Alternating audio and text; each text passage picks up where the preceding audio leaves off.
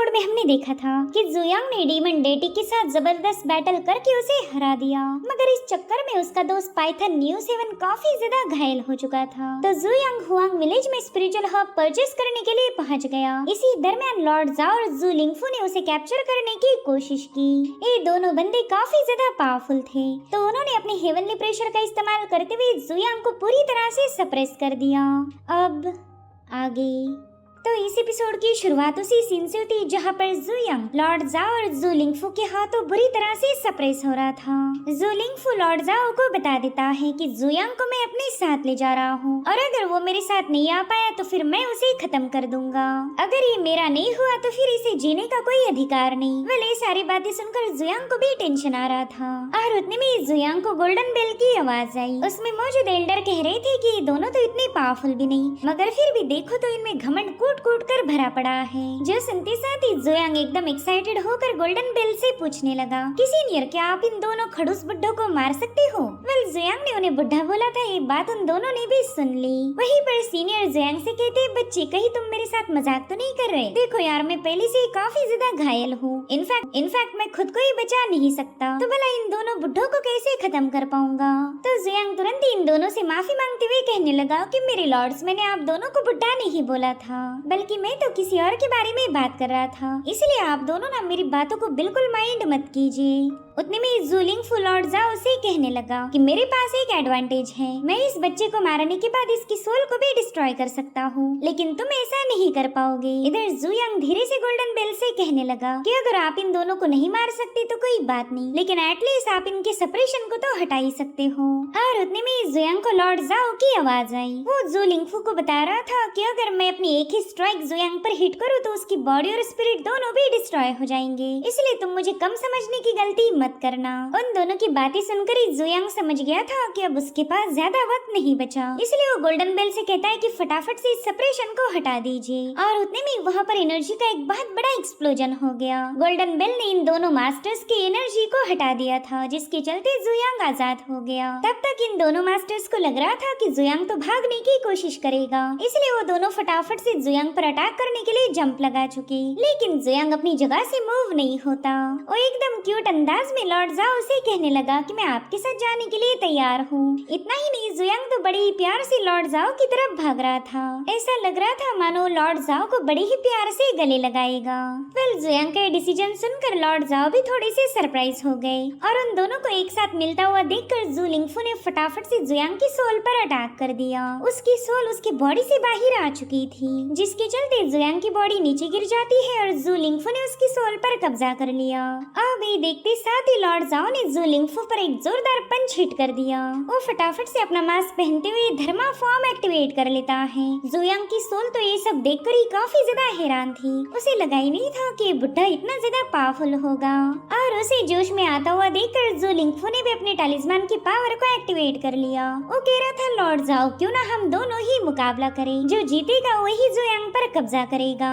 और इतना कहते साथ ही जू लिंगफू ने लॉर्ड जाओ पर अपने कई सारे घोस्ट से अटैक कर दिया। वहीं पर लॉर्ड जाओ अपने पंचेस की बारिश करते हुए उन घोस्ट को डिस्ट्रॉय करना शुरू कर चुके। उनकी गोल्डन यांग पावर वाकई काफी ज्यादा अमेजिंग थी, लेकिन जू लिंगफू भी किसी से कम नहीं। उसने फटाफट से अपने डिमोनिक हैंड्स का इस्तेमाल करते हुए लॉर्ड जाओ को जकड़ लिया और अब जू लिंगफू की इवल स्पिरिट लॉर्ड जाओ को खत्म करने के लिए वहाँ पर पहुंच चुके थे, लेकिन लॉर्ड जाओ ने अपनी एनर्जी को रिलीज करते हुए वहाँ पर एक जोरदार धमाका कर दिया, जिसमें वो सारे स्पिरिट्स वैनिश हो जाते हैं। इसी दरमियान लॉर्ड जाओ ने जू लिंगफू पर एक जोरदार अटैक करने की भी कोशिश की, मगर जू लिंगफू समय रहते साइड में हट जाता है। उस बंदे ने अपने इवल टैलिस्मान का इस्तेमाल करते हुए वहाँ पर इन घोस्ट आर्मी को समन किया था, जिसे लॉर्ड जाओ एक बैरियर के जरिए रोकने लगे। वेल इन दोनों का ये क्लैश इतना ज्यादा भयानक था कि उनकी ऑरा से वहाँ का पूरा इलाका शेक होने लगा। इस टाउन का नया डेटी तो डर के मारे ही छुप जाता है। उसे डर था कि कहीं आज उसका ड्यूटी का पहला दिन उसका आखिरी दिन न बन जाए। इधर जुयांग की स्पिरिट उसकी बॉडी में वापस आ चुकी थी। उसने देखा कि ये दोनों बंदे काफी बुरी तरह से लड़ रहे हैं। जुयांग कह रहा था कि मैंने पहले भी जाओ फैमिली के 2 सर्वेंट का मुकाबला किया है, लेकिन उनकी टेक्निक तो लॉर्ड जाओ के मुकाबले काफी ज्यादा डिफरेंट थी। ऐसा लगता है कि जाओ फैमिली अपने सर्वेंट को स्पेशल सीक्रेट आर्ट शेयर नहीं करती। जाओ फैमिली के पास तो एक पूरी तरह से डिफरेंट कल्टीवेशन सिस्टम है। जिसके बाद जुयांग बड़े ही क्यूट अंदाज में वहाँ से भाग निकला। वो इन बुड्ढों की फाइट में इन्वॉल्व नहीं होना चाहता था। वहीं पर लॉर्ड जाओ और जू लिंगफू ने एक दूसरे पर एक जोरदार पंच हिट कर दिया। वेल, ये मुकाबला इन दोनों के लिए काफी ज्यादा इम्पोर्टेंट था, क्योंकि इसका विनर ही जुयांग को अपने साथ ले जाएगा। और इसी फाइट के दौरान लॉर्ड जाओ दिल ही दिल में सोचने लगा कि जू लिंगफू काफी ज्यादा पावरफुल है। अगर मैं अपनी सारी एबिलिटीज का भी इस्तेमाल करूँ तो भी मेरे जीतने के चांसेस मुझे कम लग रहे। वहीं पर जू लिंगफू भी इसी बारे में सोच रहा था कि बुढ़ा तो काफी ज्यादा सॉलिड निकला, मैं इसे मार तो दूंगा, लेकिन ऐसा करने के चक्कर में मेरी गोल्डन बॉडी भी पूरी तरह से डिस्ट्रॉय हो जाएगी। इस फाइट में वैसे भी मैं मारा जाऊंगा, तो फिर इस फाइट को जारी रखने का क्या फायदा। इसमें तो बस एक ही पर्सन का फायदा हो सकता है, और वो है वो शरारती बच्चा जुयांग। इसलिए दोनों भी एट द सेम टाइम पीछे हट गए। जू लिंगफू हंसते हुए लॉर्ड जाओ से कह रहा था कि आप तो काफी ज्यादा भोले हो, जो कि उस बच्चे की बातों में आ गए। उसने आपको बताया कि वो आपके साथ आना चाहता है, और आपने तुरंत ही मेरा मुकाबला करना शुरू कर दिया। लेकिन असल बात तो ये है कि वो बस हम दोनों को आपस में लड़वाना चाहता था। दोनों काफी रिलैक्स होकर बातें कर रहे थे, क्योंकि इन्हें ऐसा लगा कि जुयांग की सोल तो उसकी बॉडी से बाहर है। मगर फिर इन्होंने देखा कि जुयांग तो ऑलरेडी वहाँ से गायब हो गया। और अब ये सीन यहीं पर कट होकर हम जुयांग को देख पाते हैं, जो कि न्यू 7 के लिए ढेर सारी हर्ब्स लेकर वहाँ से भाग रहा था। उसे कुछ भी करके इन दोनों बुड्ढों की कवरेज एरिया से बाहर जाना है, लेकिन ऐसा नहीं हो पाता क्योंकि लॉर्ड जाओ ने वहाँ पर अपनी जबरदस्त अंदाज में एंट्री ली थी। जुयांग को तो ये समझ नहीं आ रहा था कि बुड्ढा इतनी जल्दी यहाँ पर कैसे पहुंच गया। इधर लॉर्ड जाओ ने पूरे टाउन में तबाही मचाते हुए जुयांग को कैप्चर करने की कोशिश की। वो उसे गालियां देते हुए कह रहा था कि तेरे जैसा मामूली बंदा एक मास्टर को भगा रहा है, बस एक बार तो मेरे हाथ लग जाए, फिर तो मैं तुझे काफी भयानक मौत दूंगा। इसी दरमियान लॉर्ड जाओ ने जुयांग पर कई सारे अटैक किए थे, जिसमें सिटी के कॉमन लोग घायल होने लगे, जो देखते साथ ही जुयांग टाउन के लोगों को बताने लगा कि जल्दी से रास्ते से हट जाओ। मगर तब तक उन दोनों ने मिलकर जुयांग का रास्ता ब्लॉक कर दिया। जू लिंगफू से कह रहा था कि बच्चे, क्या तुझे वाकई ऐसा लगा था कि तू इतनी आसानी से हमें उल्लू बना पाएगा? ना ना, हम तो तेरी फालतू ट्रिक में नहीं आने वाले। आज तो मैं तेरी सोल को भी शैटर कर दूंगा।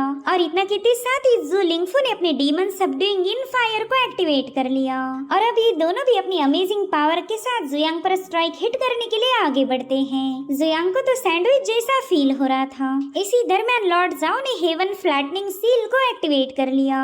जुयांग अच्छे से जानता था कि अगर ये दोनों अटैक उस पर हिट हो गए तो उसकी चटनी बन जाएगी, इसलिए वो फटाफट से गोल्डन बेल को समन कर लेता है, जिसके चलते इन दोनों के हमले सीधे उस बेल पर हिट हो गए। और वो गोल्डन बेल इतनी ज्यादा भयानक थी कि उसने अपनी एनर्जी का जोरदार धमाका करते हुए इन दोनों को पीछे की तरफ घसीट दिया। ये दोनों बुरी तरह से घायल होकर काफी दूर जाकर पटक गए थे। वहीं पर जुयांग भी नीचे गिर गया। जुयांग अब फटाफट से जाकर अपनी गोल्डन बेल को संभालने लगता है। उस बेल के अंदर जो सीनियर की स्पिरिट थी वो बुरी तरह से डैमेज हो गई। जुयांग उन्हें बस चीयर अप करना चाहता था, इसलिए वो कहता है कि सीनियर, आपका मुंह इतना चपटा कैसे हो गया? तो सीनियर उसे बताते हैं कि बच्चे, इस बार तो मैं काफी ज्यादा घायल हो गया। तुझे बचाने के लिए मेरे पास जितनी भी पावर थी वो सारी मैंने दांव पर लगा दी। अब तो मैं पूरी तरह से एग्जॉस्ट हो चुका हूँ, इसलिए अब तो अकेले ही इन बंदों से निपट लेना। मैं तो जा रहा हूँ सोने के लिए।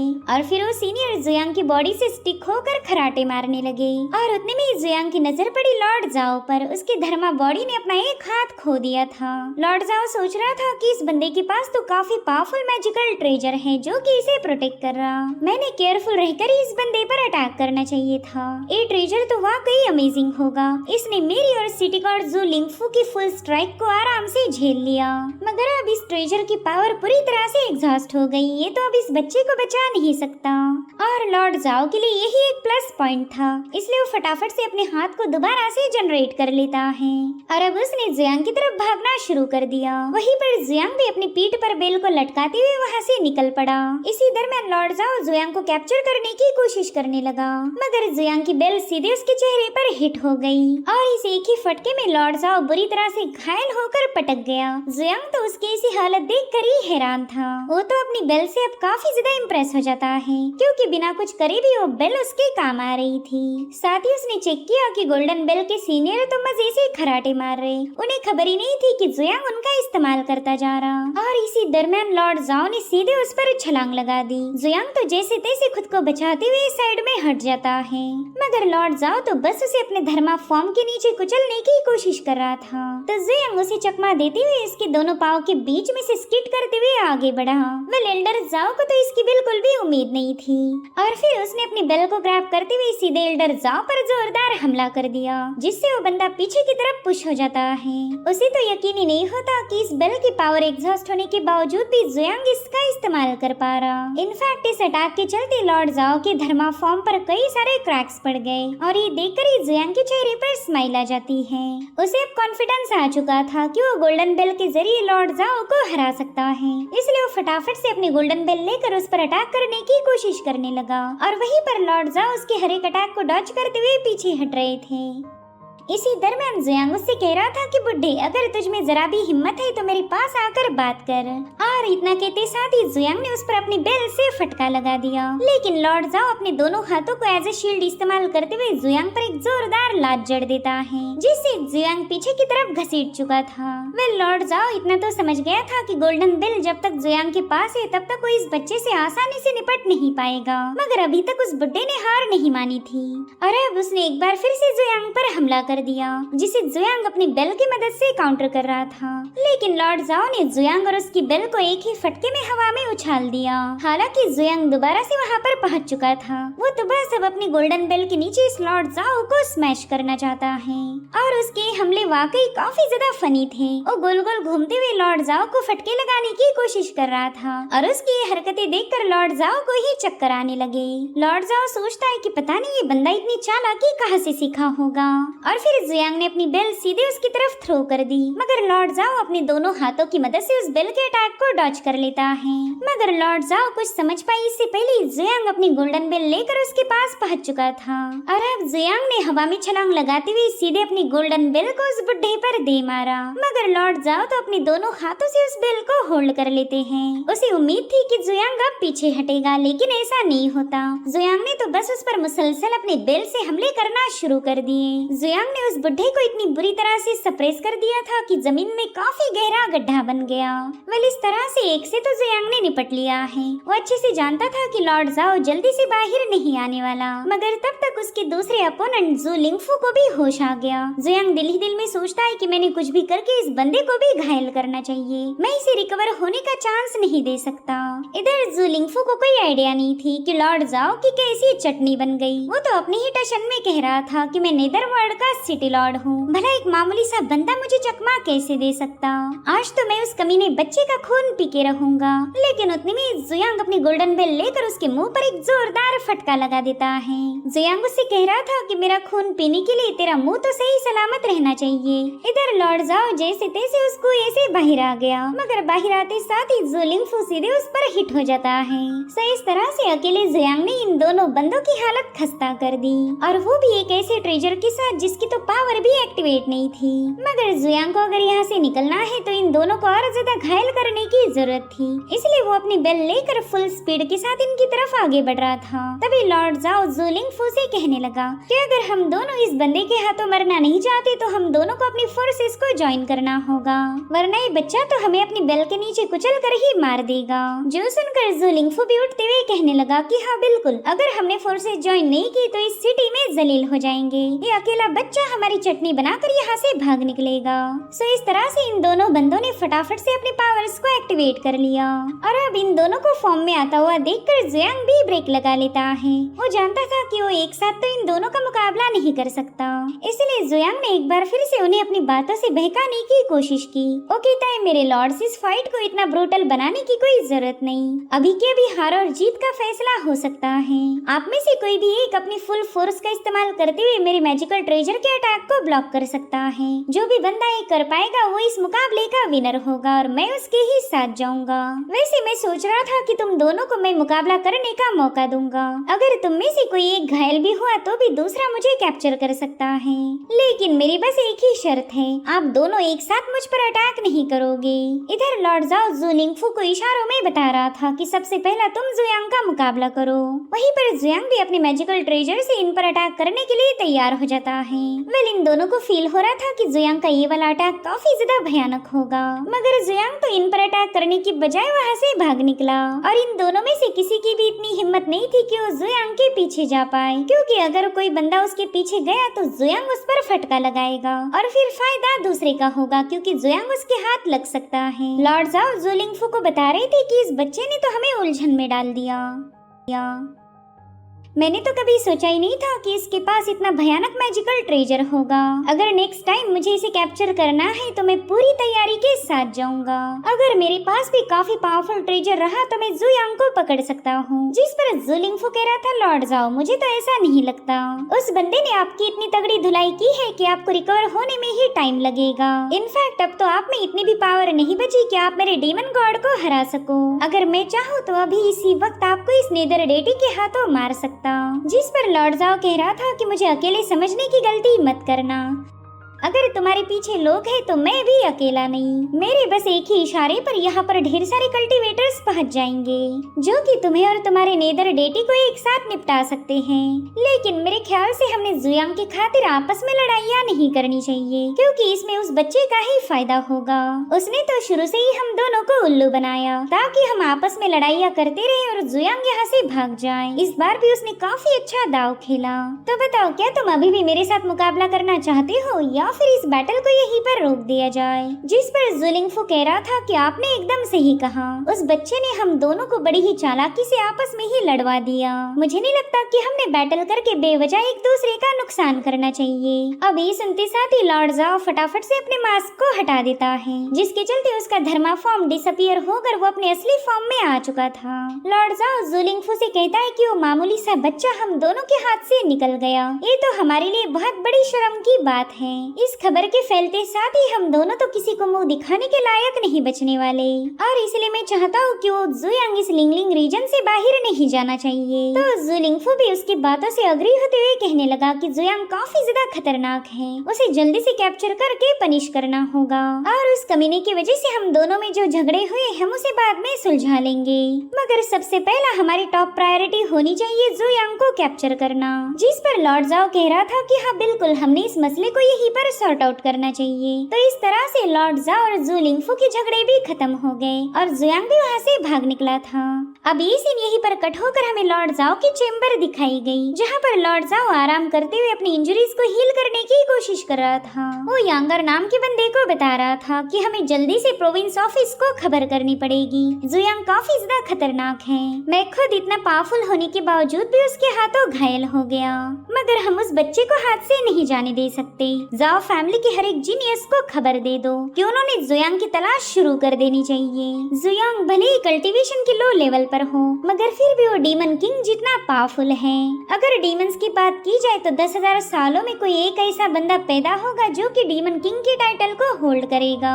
और जुयांग के साथ मुकाबला करने के बाद मुझे फील हुआ कि उसके अंदर डीमन किंग बनने की फुल पोटेंशियल है। इसलिए जुयांग किसी भी कीमत पर नेदरवर्ल्ड के हाथ नहीं लगना चाहिए। अगर ऐसा हुआ तो नेदरवर्ल्ड काफी ज्यादा पावरफुल बन जाएगा और फिर हो सकता है कि वो हम पर ही डोमिनेंस साबित करे। नहीं, हम इतनी बड़ी रिस्क तो नहीं उठा सकते। वेल, उनकी बातें सुनकर उनका बेटा यांगार भी काफी ज्यादा क्यूरियस हो गया। ओके ताई फादर, अगर हमारे एंसेस्टर की बात की जाए तो काफी ज्यादा पावरफुल थे। इनफैक्ट घोस्ट हो या गॉड हो, कोई भी उनकी पावर को मैच नहीं कर पाया। उन्हें तो इस दुनिया के सबसे शक्तिशाली जीनियस में गिना जाता है।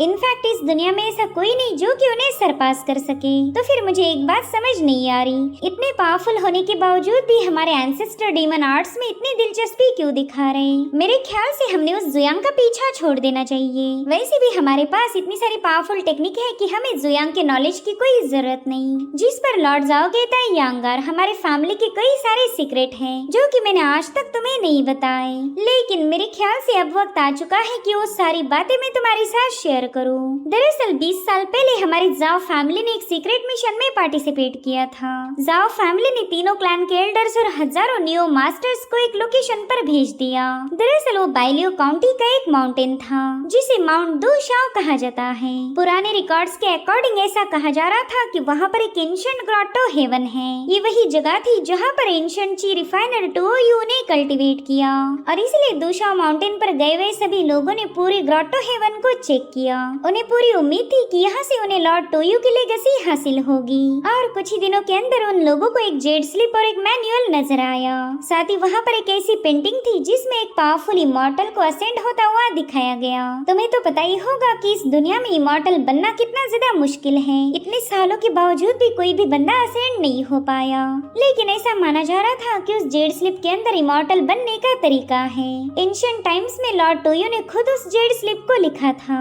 उन्हें पता था कि जेड स्लिप के अंदर उन्हें ढेर सारी टेक्निक्स मिल सकती हैं, जिन्हें प्रैक्टिस करने के बाद ये लोग हेवन में असेंड हो सकते थे। इसलिए हर एक बंदा उस इमॉर्टल कल्टीवेशन को हासिल करने की कोशिश करने लगा, मगर ग्रोटो हेवन से उस मैनुअल और जेड स्लिप को बाहर लाना काफी ज्यादा मुश्किल था। जैसे इन लोगों ने जेड स्लिप को हाथ लगाया, ग्रोटो हेवन के सारे ट्रैप्स एक्टिवेट हो गए। ऐसा कहा जाता कि वहाँ पर एक बहुत ही पावरफुल स्केलेटन था और उसे ये बात बिल्कुल पसंद नहीं आई कि लोग उसकी ट्रेजर पर कब्जा करें। वेल, उस ग्रुप में नियो क्लैन के भी कई सारे सिपाही थे, तो उन्होंने अपने नियो आर्ट का इस्तेमाल करते हुए उस इमॉर्टल का मुकाबला किया, लेकिन उनकी नियो आर्ट्स भी इमॉर्टल आर्ट्स के सामने फीकी पड़ गई। न जाने कितनी ही सारी स्पीयर उनकी बॉडी को चीरे। उन लोगों को ऐसा फील हुआ कि ग्रोटो हेवन में आना उन लोगों की सबसे बड़ी गलती है, मगर अब वहाँ मौजूद ट्रैप्स उन्हें बाहर जाने की भी इजाजत नहीं दे रहे थे और इस तरह से उस ग्रोटो हेवन में तबाही मच गई। नियो क्लैन के सारे सिपाही वन बाय वन करते हुए मारे जाने लगे। आसमान से बहुत ही भयानक स्पीयर्स की बारिश होने लगी, जिसके चलते ग्रोटो हेवन एक बैटल ग्राउंड में बदल चुका था और फाइनली जितने भी नियो मास्टर्स वहाँ पर आए थे वो पूरी तरह से वाइप आउट हो गए। हजारों की तादाद में वो लोग मारे जा चुके थे। हमारे क्लैन के एल्डर्स भी इन हमलों में बुरी तरह से घायल हुए थे, जिसमें से एक एल्डर को तो हमने वहीं पर खो दिया। बाकी बचे हुए एल्डर जैसे तैसे उस ग्रोटो हेवन से बाहर आ गए, लेकिन वो लोग अपने साथ उस एंशिएंट स्क्रॉल को भी लेकर आए थे, जिस पर इमॉर्टल कल्टीवेशन की मेथड्स हैं। वेल, ये सारी बातें सुनने के बाद तो लॉर्ड जाओ का बेटा यांगार काफी ज्यादा अमेज हो गया। उसने तो इमेजिन भी नहीं किया था कि उसके फैमिली के पास इमॉर्टल कल्टीवेशन का स्क्रॉल है। मगर लॉर्ड जाओ की कहानी यहाँ पर खत्म नहीं होती। वो कहने लगे कि जब वो स्क्रॉल हमें मिला तब हमारे जाओ फैमिली की न जाने कितनी सारी जीनियस ने उसे प्रैक्टिस करने की कोशिश की, मगर उस स्क्रॉल को डिकोड करना काफी ज्यादा मुश्किल था। न जाने कितनी सारी जीनियस ने अपनी पूरी जिंदगी बस उस स्क्रॉल की स्टडी करने में गवा दी।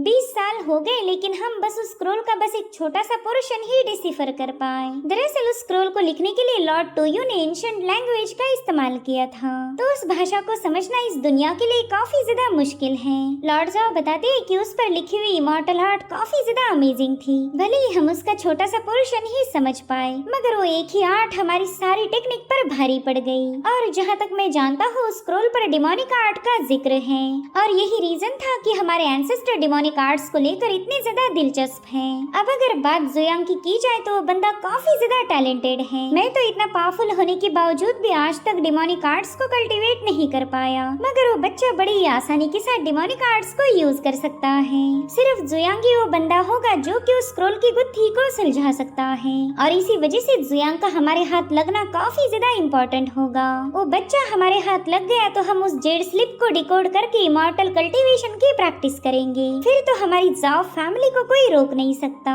पूरी दुनिया पर हमारा डोमिनेंस होगा और हम बन जाएंगे द इनविंसिबल। और इसी के साथ एपिसोड यहीं पर एंड हो जाता है। Thank you so much for watching. Bye bye, take care.